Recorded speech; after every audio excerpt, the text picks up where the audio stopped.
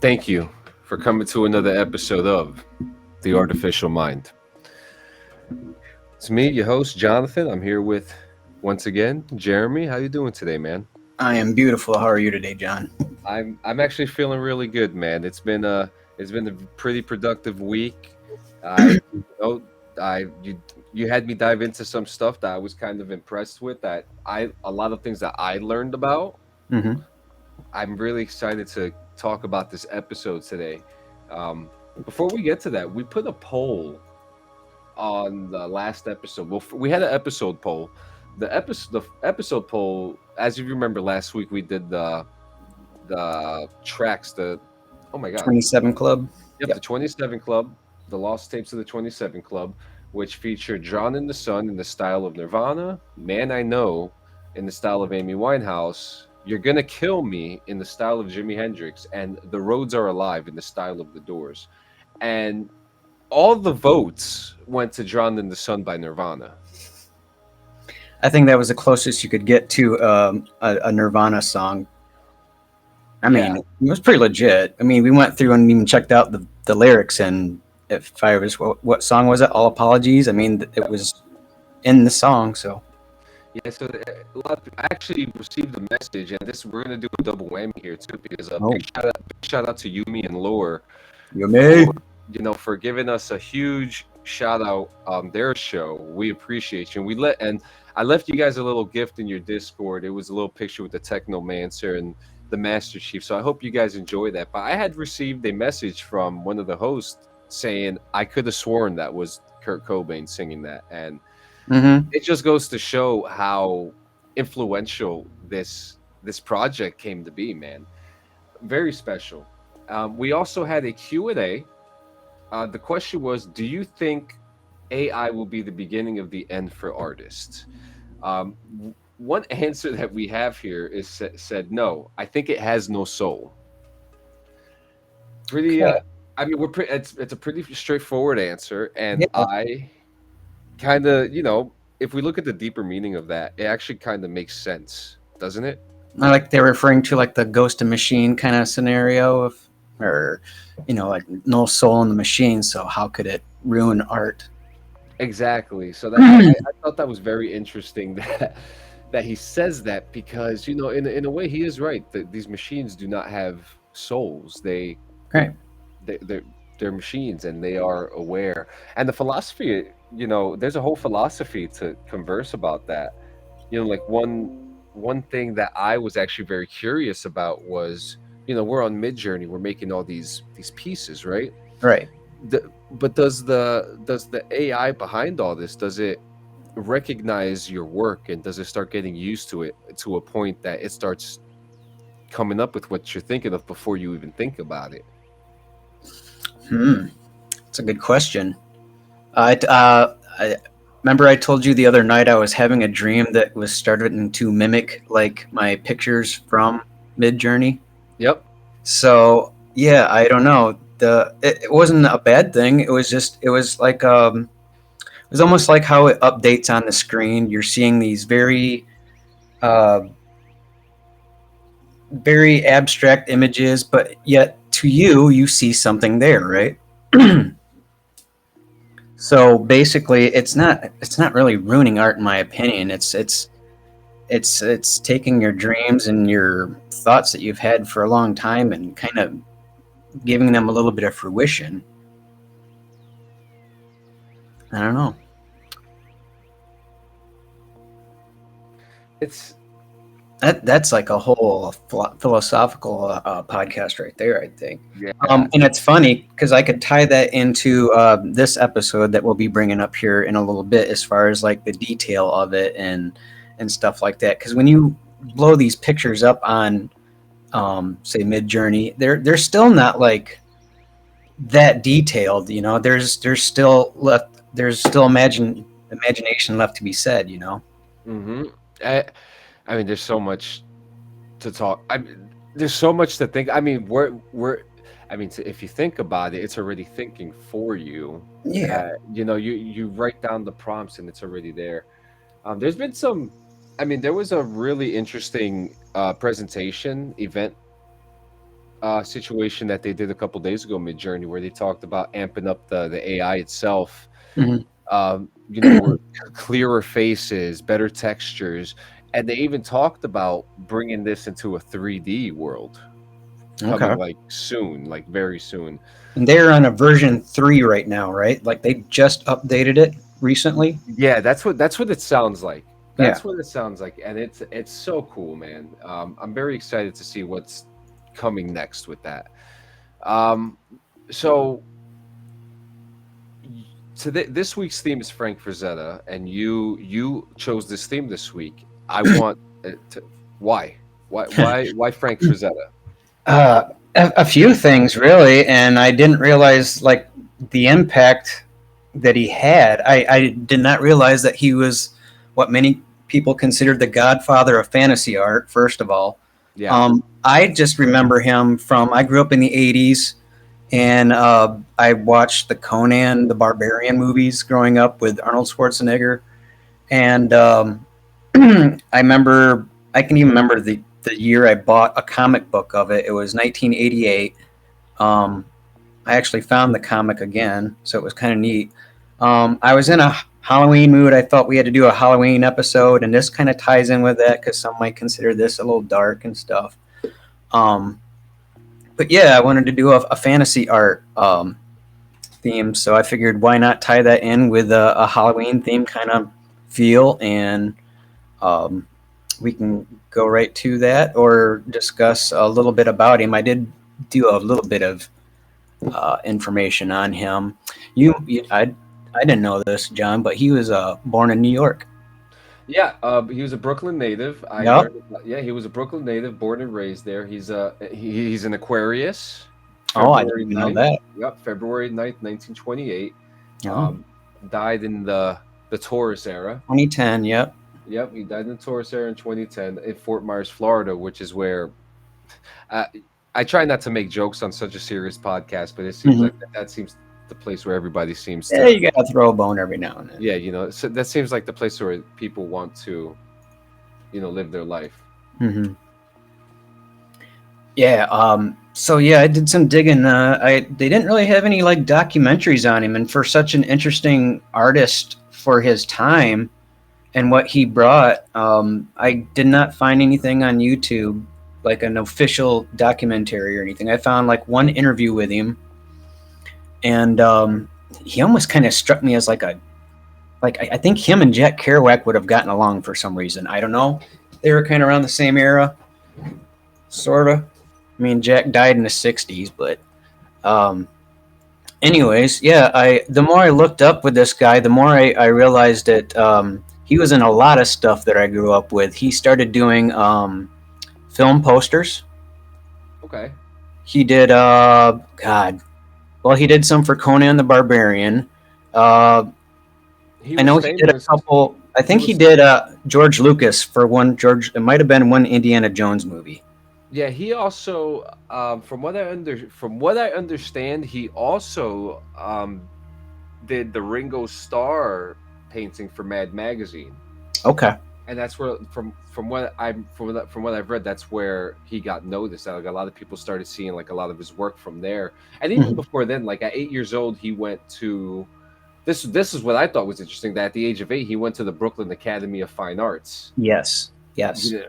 And He was he he was said, nurtured in art from the very early age, and it yep, showed. it's very cool.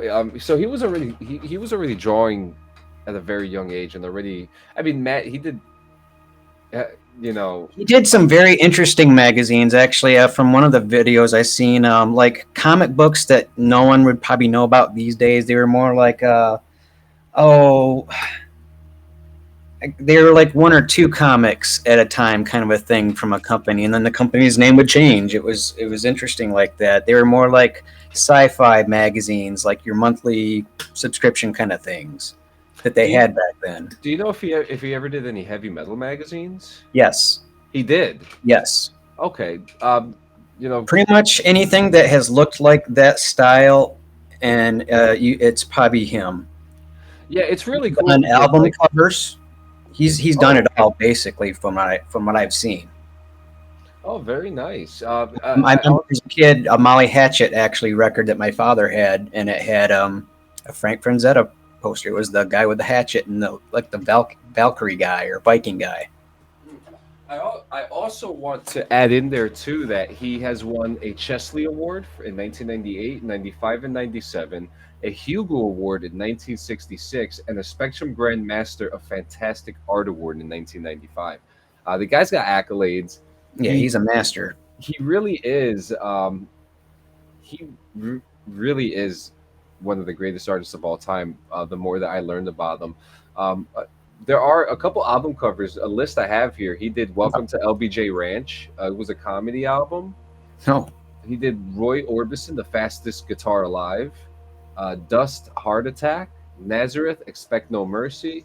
Three Molly Hatchet albums. yep, As far as movie posters, he did "What's New Pussycat," "The Secret of yep. My Success," "Hotel Paradiso," "The The Gauntlet. Busybody," "The Gauntlet," Mrs. Palifax, "Spy," "Fire and Ice," and a couple more. Uh, he lived a life. Yeah, that Fire and Ice actually is interesting because that I looked that up last night, and that's an animation. And how they shot that was they did live recording of people moving around acting the parts, and then they animated over it. Oh, And it ended up being a huge money eater, and it didn't make money at its time. But now, of course, it's a cult classic, so it's made its money back tenfold. yeah. But I need to check that out because it looked very interesting. And it's interesting that they called it Fire and Ice because I believe didn't is it R.R. Martin? Didn't he? Weren't his books called the Story of or Song of Fire and Ice? I but actually yes, I believe that is the original title of Lord of the Rings. I don't Or know. not Lord of the Rings? Lord of the Rings, Game of Thrones. Game of Thrones. Yeah. Game of Thrones. I'm sorry. I'm sorry. I'm a Lord of the Rings fan. I haven't watched Game of Thrones, to be honest. I mean, the fans. I I mean, and this still, and this is what makes it so interesting too, because I'm not the guy that you know.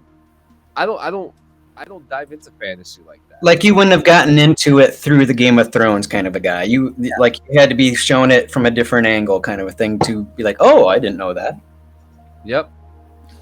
I could totally get It's that. yeah. It's very. So this was probably one of the most interesting things I've ever had to do. So I'm actually excited to show off what we got. But I'm going to start off with you. Okay. I'm going to start off with you. We got a couple things here. Mine are all widescreen. Yours are all like Now, shots. one thing I should point out before we start showing the pictures is the one thing that made him interesting was at the time when like comic books and all that were all about like getting into flair and brighter and just more eye-catching things. He was more into more minimizing, like taking one color and usually more of a earth tone or a blue tone and using that. And if he had a focal point, it wasn't that much, and it made the thing that he was trying to focus on that much more brilliant. So Mm. we'll kind of get into that. We need to grab a picture of his before we end this show and put it on there Oh, at the that's end of it. that's no problem. You want his self portrait that he made? Oh, I did not see that one, so maybe we should. Yeah, that's a That'd beautiful be one. interesting. That would be, and then we could talk about that one too. So we're gonna start off with your blacksmith here. Okay. Yes, the blacksmith. I think this was the second one I worked on. So I was trying to remember all the characters from Dungeons and Dragons from all things because I was like, okay, where do I begin with this? Mm-hmm. The main keyword I used a lot was, of course, Frank Frazetta. Trying to think of if there were any other common phrases that I might have used. I tried to keep it pretty loose, but on this one, I went with a blacksmith, and I liked how this one turned out because many of the other ones that I was getting, you really couldn't tell what he was working on, Yeah. and this one you got a pretty good idea that he's working on some type of sword. And he's an older guy, so he's definitely a master at it. So he's been doing this for a long time. Yes, he has. I like this piece of, especially I like swords. I always think like when I think of swords, I think Robin Hood, and his mighty battles against the Sheriff of Nottingham. And I also watch a lot of that show Forged in Fire. So Okay. this is, it's like watching an old school version of it happening. So this is Oh yeah. I really like this because it's when we see a painting, we see paintings of people standing on a bridge or looking at a tower, and here he's just making a He's in sword. action. Yeah, he's doing something, And and that's another thing that you'll notice with Frank's stuff is that he, in all of his pictures, the pictures in motion. Like you can sense the what's going on. Like it's not just a character smiling back at you, almost like breaking a fourth wall kind of a thing. It's like this. It's the old paintings, really. yeah, I it's believe he liked paintings and using inks a lot. yeah. This is definitely a nice piece. Uh, so the next one we got here will be mine. My idea for this one was actually I wanted a barbarian, Mm-hmm. like a barbarian walking through an Endo period feudal Japan city street. Yeah. And now it looks like this barbarian is like merged with a building, like a traditional, Japanese Endo period Japanese tower. Mm-hmm. And it's like he's like a man tower, and he has like maybe his guide with him. This is a very interesting picture because the emotion that I was trying to go for was like dark and gloomy, Mm-hmm. pencil sketch type ordeal, and this came out, and I'm not mad about it at all because it really shows like the depth of what I actually wanted to portray, and I wanted to portray fear of a towering man It's because definitely no one else out in the streets but them. So, yeah, yep. I mean you could see it. This guy's in here. He's here for the action. Mm-hmm. And whether this person here is meant to be his guide or a fearless opponent, Mm-hmm. it's up for you to decide, and that's the beauty of this right now. Definitely a cool piece. I It had a almost lot of looks kind of like a watercolor too. Watercolor painting. yeah. I tried to keep that Frank Frazetta style. Mm-hmm. I not gonna lie, I'm kind of fell in love with it. Yeah. There's some. Another thing that Frank I read was the thing that made Frank kind of stick out with from other people is his shading. His shading all connected. If you're really into like drawing and stuff, then you'll probably go look at this stuff on YouTube. But he was all about having things connect and simple shapes, really like squares, triangles, circles. Like if you look at his paintings and drawings, like you'll see a fluid shape going on in them. Mm, I like that. Yeah. The next one we got of yours is The Knight. Night. The night one was a wee bit difficult. I believe this is night number 6 or 7. Oh, Yeah, I just wanted one where I could actually get a helmet with it either looking at me or at least have an eye slit because it was just helmet. So I thought the poor fellow was going to suffocate in this painting.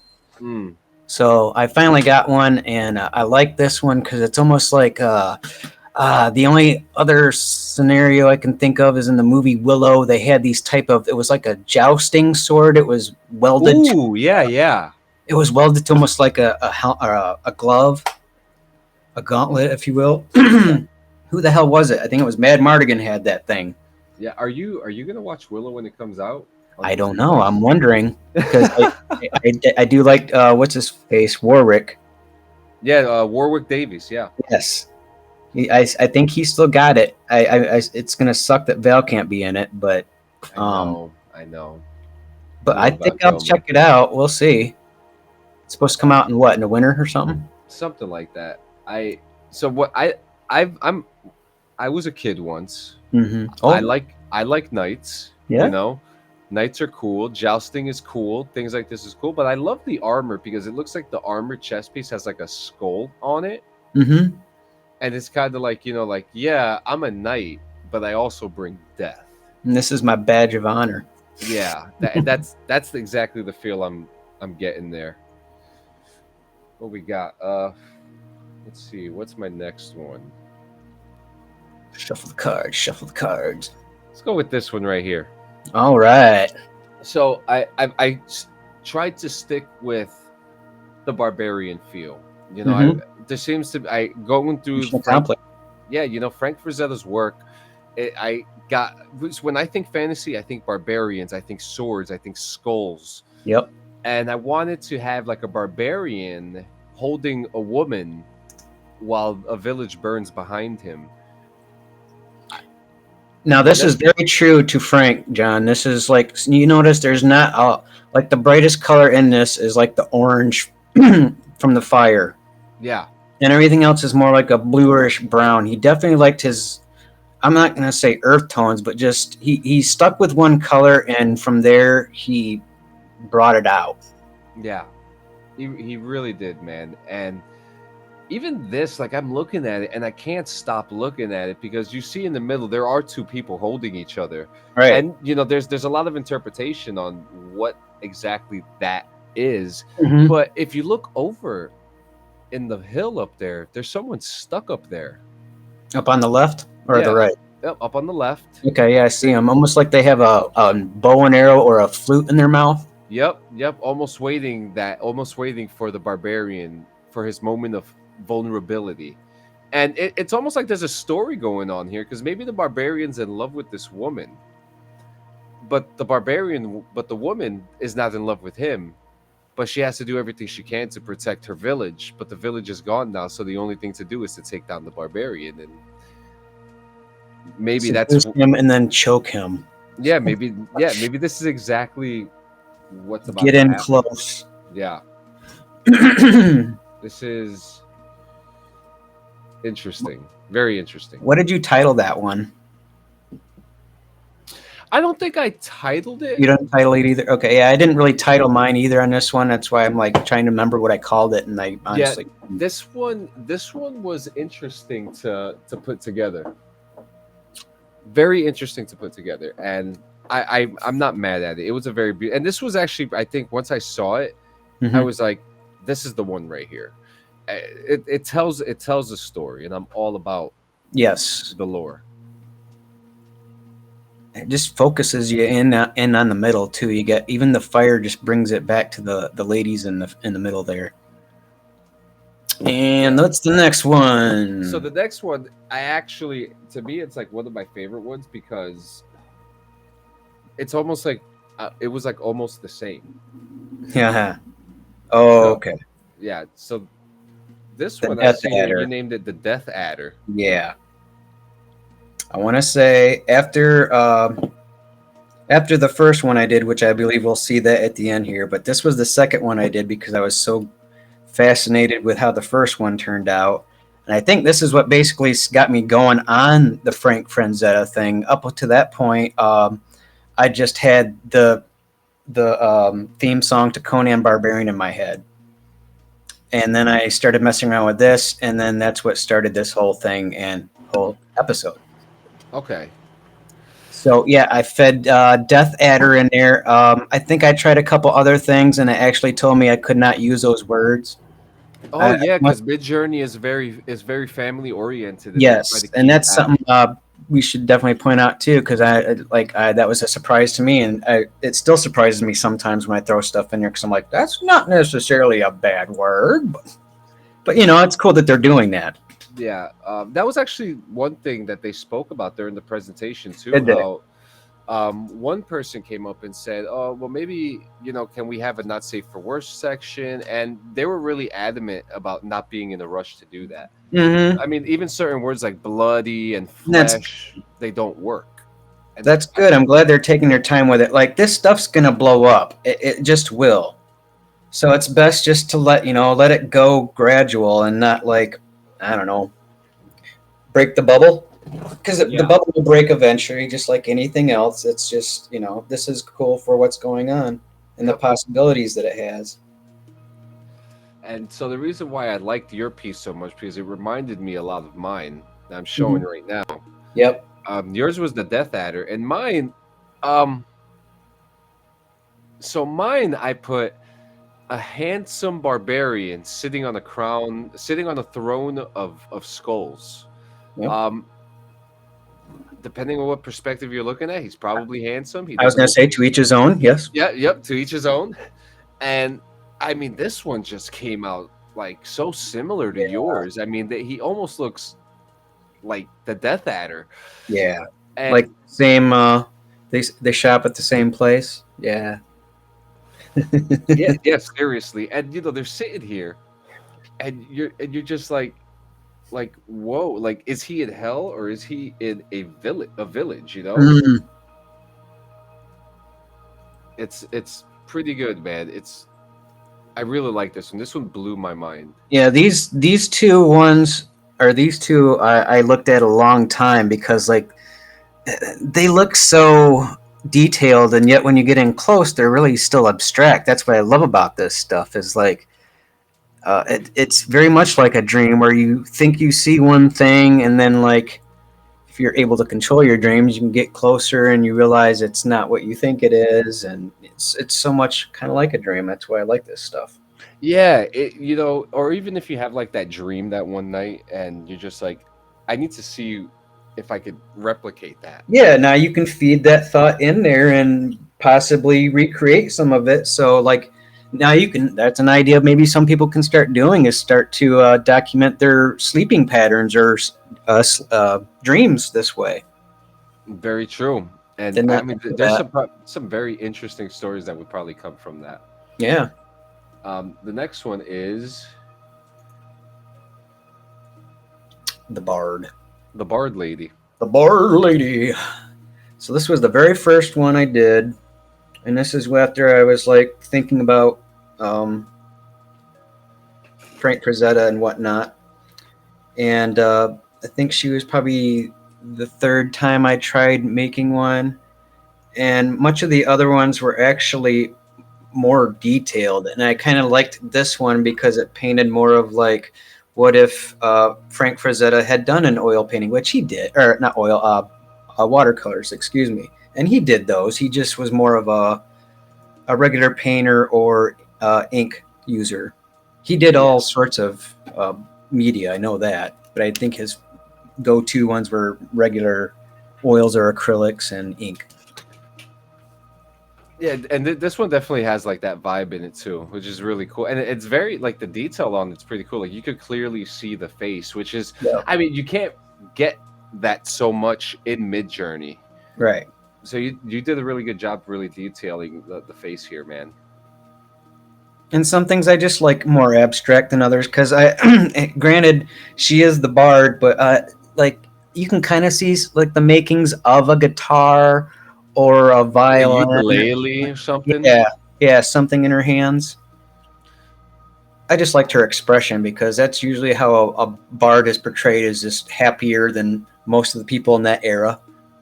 Oh, that's right, actually. They had a better job than most people. They didn't have to, be a farmer. They just had to come up with witty songs occasionally. Yeah, and I like the little Sherwoody background too. Yeah. It's pretty cool, man. So my last All one, right. What's your last one? my last one. Oh wow. You know what this reminds me of, John? The I don't know what books they were, but as a kid when I was growing up in the '80s, there was an artist. It wasn't Frank, but this reminds me of like stuff like that. Oh wow, I'll have to look this up and figure out who it was. I love this. What's this?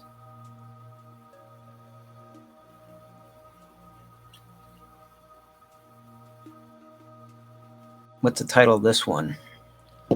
Uh, Or, uh, Sorry about that because I had a slight disconnection. gotcha. So I What was don't. this one called? So this one, I wanted it to be the Sword in the Stone. Okay. With a barbarian. So I actually think that the sword is actually up there up top. Oh, yep. There it is. I think that's it, and it looks like he's just kind of just like sitting there waiting for the right moment for this to happen, and he's like, "This is my time. I'm going to be the king one day, the barbarian king." So So before we get to our fan submission, we're gonna show. Here's Frank Frazetta. This is not a Frankie. this is not an AI generated picture. This is a self portrait that he made of himself. The Brooklyn artist, 8 years old at a prestigious school in New York, and this is the man. This is the man who brought all this powerful art. A man who extended the imagination. If you ask any comic book illustrator nowadays, they'll know this guy for sure. He kind of looks like Frank Castle a little bit, doesn't he? Yeah. Yeah. Got like a Frank Castle, and his name's Frank too. How about that? Suggestive.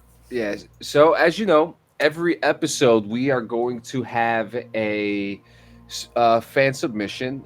This week's fan submission is from Ashton Steimling. Ah, Yeah, for those yeah, I know you know that name. He was a good friend of yours, and he sent me then this prompt: the last selfie ever taken. You know me, I'm a sucker for the end of the world, post-apocalyptic. So this is the photo. I'm not far behind. Yes.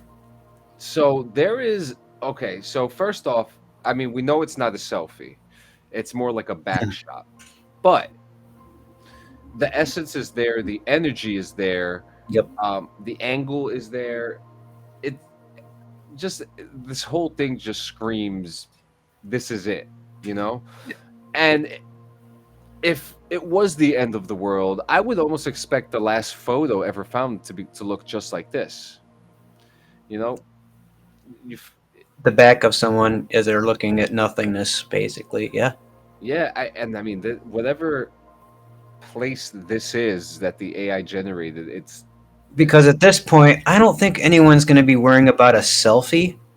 So yeah, the fact that this person took a picture of another person, or if it was a selfie, it's done from behind. That's good perspective. Like yeah, it's you're on almost like your own. You're looking at nothingness. What do you do? yeah, it's almost like a kind of like a concept art from a movie or something, or maybe something from like a Fallout game of some sort. Well, what's the girl's name that's in the new Spider-Man's? It almost looks like from the back of her. Oh yeah, yeah, you're right. Zeta or Zeta? Yeah, Zeta? I can't, I can't remember off the top of my tongue. Yeah, I know it says But Zeta. yeah, but I mean, hey, these these situations exist. These situations will exist, and this is probably one of the eeriest mid-journey photos I've ever seen in my life. And You really know, good detailed too. I'm impressed by its knowledge because I mean, so far, if you throw an artist in there, it's going to give you some indication that it knows what you're talking about. I have not, like you said, I haven't been disappointed with what I've thrown in there. Like maybe how it looks, I don't like how it looks, but that's just me. But that's just the look of it. Otherwise, I love what it's doing, like the work that it's putting into it and what it's cutting out. Like even the ones I don't choose, I like them. It's pretty cool, and I hope they do take their time with it as they go. The fact that they just had that event and are letting people know that they want to do that is a good thing, for sure. And if any of you are still interested in Frank Frazetta, there's not a whole lot on YouTube right now as far as like documentaries. There's maybe a couple with him doing an interview. I almost watched a 3-hour video of explaining why he was one of the greatest, and that's okay. So, yeah, it's worth checking out. And I think John had to take an artificial break.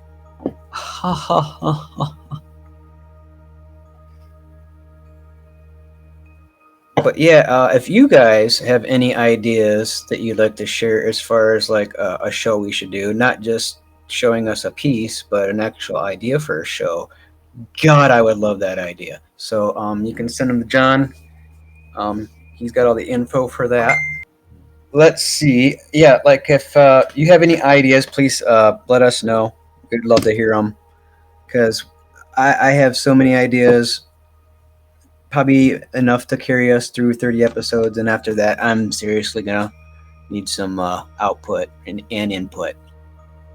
Thank you for listening to The Artificial Mind, an original podcast hosted by Jonathan Sanchez and Jeremy Strobridge. Produced by Clean Sanchez Media.